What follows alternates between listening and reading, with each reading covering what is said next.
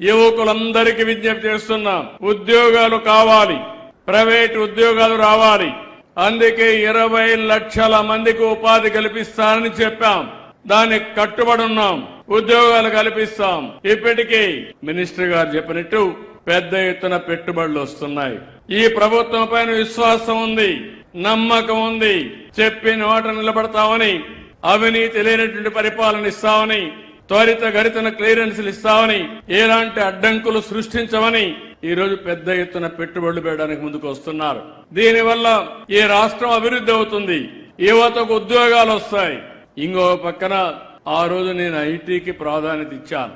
అందరూ చదువుకున్నారు, మంచి మంచి ఉద్యోగాలు వచ్చాయి. ఈ రోజు నెక్స్ట్ లెవెల్కి వెళ్తున్నాం. ఆర్టిఫిషియల్ ఇంటెలిజెన్స్ వచ్చింది.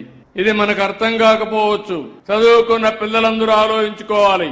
భవిష్యత్తు ఆర్టిఫిషియల్ ఇంటెలిజెన్స్ దే. దాన్ని ఉపయోగించుకుంటే మన జీవితాలు బాగుపడతాయి. ఈ రోజు నేను ఆలోచించిన విధానం, రతన్ టాటా ఇన్నోవేషన్ హబ్ కింద అమరావతిలో పెద్ద సెంటర్ క్రియేట్ చేస్తున్నాం.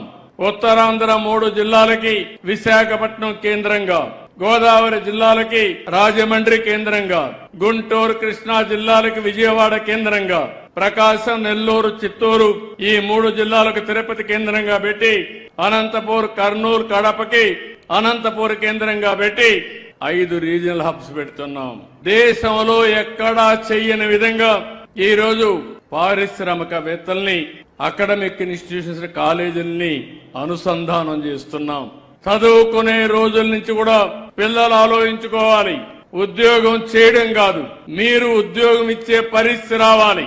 ఈ రోజు నేను కూడా ఒక సాధారణ కుటుంబంలోనే పుట్టాను. నేను ఒక ముఖ్యమంత్రిగా సుజావుగా పరిపాలిస్తున్నానంటే మీకు కూడా తెలివితేటలున్నాయి. తెలివితేటలు ఉపయోగించండి. మీకు అండగా చేయూతనిచ్చే బాధ్యత నాదని మరొక్కసారి యువత అందరికీ విజ్ఞప్తి చేస్తున్నా. మీ ఆలోచన విధానంలో మార్పు రావాలి.